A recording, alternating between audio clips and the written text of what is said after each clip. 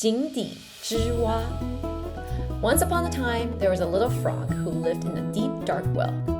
He had lived there his whole life. To him, the well was the entire world. Every day, the frog would look up and see a small circle of blue. "Look how small the sky is," he would say. "It's just a tiny blue plate." One day, a sea turtle passed by the well and looked down. "Hey there," the frog shouted happily.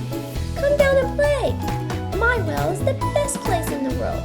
I have plenty of water and a nice view of the whole sky." The sea turtle laughed softly. "Little frog," he said, "the world is much bigger than your well. I come from the ocean. It is so wide that you can't see the end of it, and the sky above it goes on forever too." The frog was shocked. He couldn't believe it.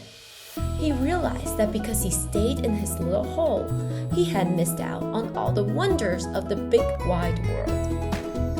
This is why the idiom 井底之蛙, which literally means a frog at the bottom of a well, is used to describe someone who is naive and ignorant of the world outside of their own experience. In other words, the story tells us not to stay in our comfort zones, but to bravely go explore the world. 这个故事告诉我们，不要害怕走出去。